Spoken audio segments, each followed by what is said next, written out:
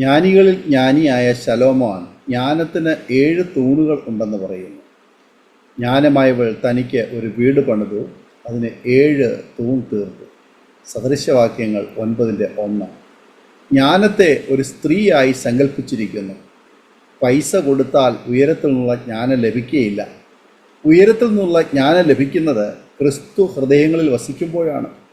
ഉയരത്തിൽ നിന്നുള്ള ജ്ഞാനം ഏതാണെന്ന് പുതിയ നിയമത്തിൽ യാക്കോബ് ചൂണ്ടിക്കാണിക്കുന്നു. ഉയരത്തിൽ നിന്നുള്ള ജ്ഞാനമോ ഒന്നാമത് നിർമ്മലവും, പിന്നെ സമാധാനവും, ശാന്തതയും, അനുസരണയുമുള്ളതും, കരുണയും സൽഫലവും നിറഞ്ഞതും, പക്ഷപാതവും കപടവും ഇല്ലാത്തതും ആകുന്നു. യാക്കോബ് 3:17.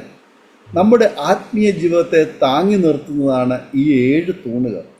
യാക്കോബ് അപ്പോസ്തലൻ പറഞ്ഞ ജ്ഞാനത്തിൻ്റെ 7 തൂണുകൾ ഏവയെന്ന് നമുക്ക് ഒന്ന് പരിശോധിക്കാം. ഒന്നാമതായി നിർമ്മലം. ഉയരത്തിൽ നിന്നുള്ള ജ്ഞാനം നിർമ്മലമാണ്. ലോകത്തിൻ്റെ ഭൗമിക മോഹങ്ങളിൽ വീണു പോകാതെ വിശുദ്ധമായ ഒരു ജീവിതം നാം നയിക്കണം.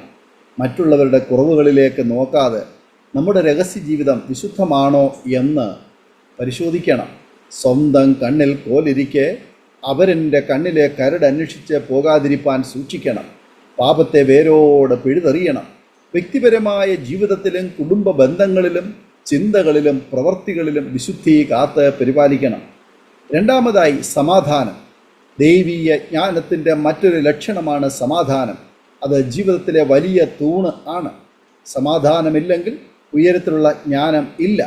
സമാധാനം ഉണ്ടാക്കുന്നവർ ഭാഗ്യവാന്മാർ, അവർ ദൈവത്തിൻ്റെ പുത്രന്മാർ എന്ന് വിളിക്കപ്പെടും. മത്തായി സുവിശേഷം 5:9. നാം ഇടപെടുന്ന വ്യക്തികളിൽ, കുടുംബത്തിൽ, സമൂഹത്തിൽ സമാധാന പുത്രന്മാർ ആകുവാൻ നമുക്ക് കഴിയുമോ? മൂന്നാമത് ശാന്തത. ദൈവമക്കളുടെ സ്വഭാവമാണ് ശാന്തത. ശാന്തത എന്ന് പറഞ്ഞാൽ ഒന്നിനും പ്രതികരിക്കേണ്ട എന്നല്ല. ന്യായമല്ലാത്തവ കാണുമ്പോൾ നാം പ്രതികരിക്കണം. എന്നാൽ അവ അഹങ്കാരത്തോടെയല്ല, എളിമയോടെ ആയിരിക്കണം. ഔവണ്ണം ഇളയവരെ മൂപ്പന്മാർക്ക് കീഴടങ്ങുവീൻ, എല്ലാവരും തമ്മിൽ കീഴടങ്ങി താഴ്മ ധരിച്ചുകൊള്ളുവീൻ. ദൈവം നിഗളികളോട് എതിർത്തു നിൽക്കുന്നു, താഴ്മയുള്ളവർക്കോ കൃപ നൽകുന്നു. 1 പത്രോസ് എഴുതിയ ലേഖനം 5:5. നാലാമത് പോയിന്റ് എന്ന് പറയുന്നത് അനുസരണമാണ്. ഉയരത്തിൽ നിന്നുള്ള ജ്ഞാനത്തിൻ്റെ മറ്റൊരു തൂണാണ് അനുസരണം. ഇന്ന് പല ബന്ധങ്ങളും തകരുന്നത് കീഴ്പ്പെടുവാനും ദൈവത്തെ അനുസരിച്ച് ജീവിക്കുവാനും മനസ്സില്ലാത്തത് കൊണ്ടാണ്. തെറ്റ് ചെയ്തപ്പോൾ ആദാം ഹൗവായെ പഴി പറഞ്ഞു, ഹൗവ പാമ്പിനെ പഴി പറഞ്ഞു. ഇന്നും ഈ പാപം തലമുറകളായി കൈമാറുന്നു. ദൈവീയ ജ്ഞാനം പ്രാപിച്ചാൽ പരസ്പര വിധേയത്വമുണ്ടാകും. അനുസരണമില്ലാത്ത ആരാധന ദൈവം ഇഷ്ടപ്പെടുന്നില്ല. അനുസരിക്കുന്നത് ഏത് യാഗത്തെക്കാളും ശ്രേഷ്ഠമാണ്.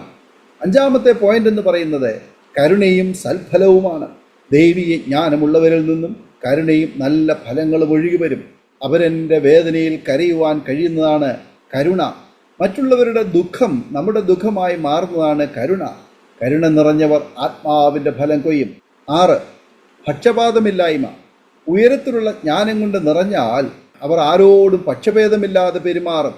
യേശു ആരോടും പക്ഷപാതം കാണിച്ചില്ല. യഹൂദ ഗോത്രത്തിൽ പിറക്കാത്ത നമ്മെ യഹൂദനായ യേശുവിൻ്റെ മക്കളാക്കി മാറ്റിയത് ഇതിന് ഉദാഹരണമാണ്. 7ാമത്തെ പോയിന്റ് കപടമില്ലായ്മ. ഉയരത്തിലെ ജ്ഞാനത്തിൻ്റെ മറ്റൊരു തൂണാണ് കപടമില്ലായ്മ. ഇന്ന് ഭക്തിയുടെ വേഷം ധരിക്കുന്ന ഒരുപാട് പേരുണ്ട്. അവരെ നോക്കി വെള്ള തേച്ച ശവക്കല്ലറ പോലെയുള്ളവരെന്നും കടിച്ചു കീർന്ന ചെന്നായ്ക്കളെന്നും യേശു വിളിച്ചു. ഉയരത്തിലുള്ള ജ്ഞാനത്തിൻ്റെ 7 തൂണുകൾ വെളിപ്പെട്ടത് എവിടെയാണ്? തിരുവെഴുത്തുകൾ പറയുന്നു, നിങ്ങളോ അവനാൽ ക്രിസ്തു യേശുവിൽ ഇരിക്കുന്നു, അവൻ നമുക്ക് ദൈവത്തിങ്കൽ നിന്ന് ജ്ഞാനവും നീതി ശുദ്ധീകരണവും വീണ്ടെടുപ്പുമായി തീർന്നു. 1 കൊരിന്ത്യർക്ക് എഴുതിയ ലേഖനം 1:30. ഈ 7 തൂണുകളും യേശുവിൽ വെളിപ്പെട്ടു. യേശു നിർമ്മലനായിരുന്നു, പവിത്രനായിരുന്നു. യേശു നമ്മുടെ സമാധാനമാണ്. യേശു ശാന്തനാണ്, സൗമ്യനാണ്. തന്നെ ശകാരിച്ചിട്ട് ശകാരം പറയാത്തവൻ, രോമം കത്തിരിക്കുന്നവൻ്റെ മുൻപാകെ കുഞ്ഞാടിനെ പോലെ നിന്നവൻ, പിതാവിന് സമ്പൂർണമായി അനുസരിച്ചവൻ, എല്ലാവരോടും കരുണ കാണിച്ചവൻ, മനസ്സലിവുള്ളവൻ, എല്ലാവരെയും പക്ഷഭേദമില്ലാതെ സ്നേഹിച്ചവൻ, കാപഠ്യമില്ലാത്തവൻ. ഉയരത്തിൽ നിന്നുള്ള ജ്ഞാനത്തിൻ്റെ 7 തൂണുകളും സമ്പൂർണമായി നിലകൊള്ളുന്നത് കർത്താവായ യേശു ക്രിസ്തുവിലാണ്. ആ യേശുവിനോടുള്ള ഭക്തി തന്നെ ജ്ഞാനമാകുന്നു. കർത്താവിനോടുള്ള ഭക്തി തന്നെ ജ്ഞാനം. ദോഷമകന്ന് നടക്കുന്നത് തന്നെ വിവേകം. ഇയ്യോബിൻ്റെ പുസ്തകം 28-ാം അധ്യായം 28-ാമത് വചനം.